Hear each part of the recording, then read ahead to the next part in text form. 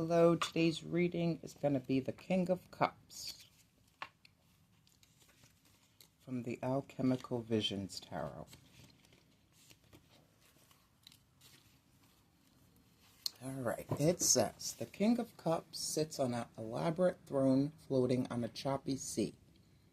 The throne's stability in the midst of the turbulent sea symbolizes emotional strength and solidity. The sea is full of bodies, drowned or drowning, showing that the king has acquired enough psychological learning and self-knowledge not to be tempted by hubris or ego inflation. He can make contact with the unconscious and yet not be hopelessly mired in its contents like the drowning figures around him. His yellow and red cape symbolize the balance between his passion and intellect.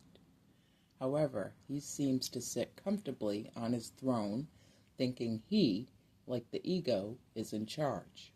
He seems unaware of the larger powers lurking behind him, the powers behind the throne.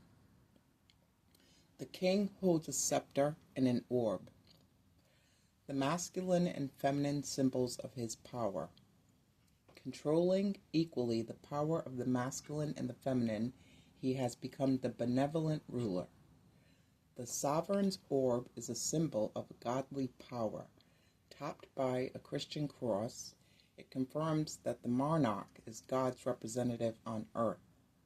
In terms of the King of Cups, it signals that the king is the conduit for messages from above. The scepter, also topped with the cross, represents the temporal power of the ruler and is associated with good governance. Behind the king is another monarch, older, larger, wiser. It is this dark king behind the young king, the shadow king, the one who holds the chalice, who is the true symbol of power. The young king has traveled on the road to wholeness, and during the journey, probably painfully, faced aspects of his unconscious that he would rather deny. In order to become king, rather than deny them, he faced them, met them, befriended them, and integrated them into himself. One of the most important and most powerful of these elements is his shadow, all the negative impulses that beckon us in moments of weakness. Having integrated his shadow, the young king uses it, and the King of Cups literally as the power behind the throne. On the other hand, if we take the young king to be the son of the wise, old but ailing monarch, a new circularity opens in this image. According to Jung, a similar idea appears in the Grail tradition of the sick king, which has close connections with the transformation mystery of the Mass. The king is the forebearer of Parsifal, whom one could describe as a redeemer figure, just as in alchemy the old king has a redeemer, son, or becomes a redeemer himself. The lapis is at the same beginning and at the same end. Behind the elder ruler is a very complex symbolic structure. Most prominent are two gigantic blue spiral seashells, almost wings on the old king. In one reading, the spiral defines a path. Starting from the center to move outward, one moves from the inner worlds into the outer, from the intuitive, intangible world to the world of matter, manifest, the world of ego, of materialism. A much more inviting path is from the outer world to the inner. This is the journey, a movement from the outer world of the mundane to the inner world of the spirit and the psyche. The shape of the spiral indicates that this is a very long journey. Indeed, it may be never-ending, and the path itself is not a constant. It is full of changes in texture and size, and it has its share of impediments. And all this should be expected, for the path into the depths of the psyche is never simple or straightforward. In front of the spirals are two red men holding smoking, fiery vessels. This is the alchemist as the rubido. the reddening stage of the alchemical process itself, signaling that the end of this portion of the journey is near, appropriate for a card at the end of the suit. Yet we must remember, every time one portion of the journey is completed, another portion of the journey appears anew. The two spirals are topped with seahorses.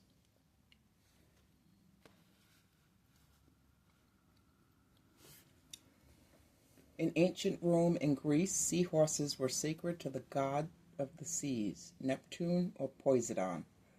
They were guides to drowned sailors. The seahorse led them through a spiritual vortex until they reached their ordained fate in the afterlife.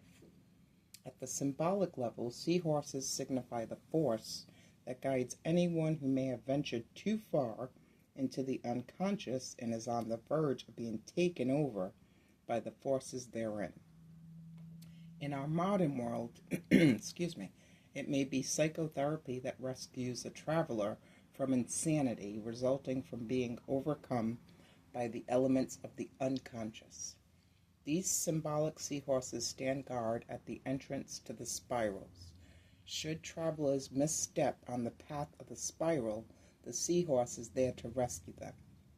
Supporting this fantastic structure of spirals and seahorses are two pillars. Where's that at? Okay.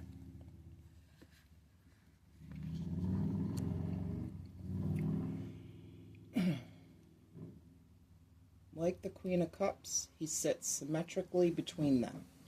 These structures symbolize the king's supremacy and the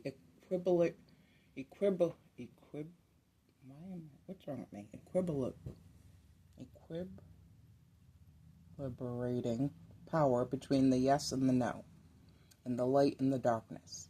In the background is the top of a sailing ship.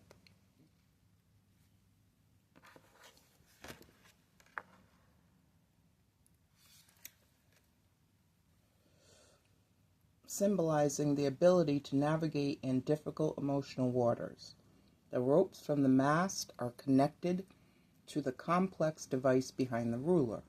For journeying on the ocean, that is, the unconscious, it is the old king's device and all that it symbolizes that power the ship.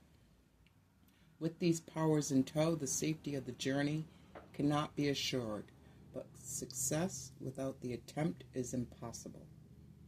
For the male traveler, the King of Cups holds in his hands the power of the anima, the orb, and the ego, the scepter. For the female traveler, the card represents the power acquired from integrating the animus, represented by the scepter, and the female ego, the orb. In both cases, there is a great power behind the throne, that is, behind the ego. While the journey for both the male and female traveler is long and difficult, full of hurdles and possible missteps, there are also elements in the unconscious that will protect the traveler from the disaster of being consumed by the elements of the unconscious. Thank you.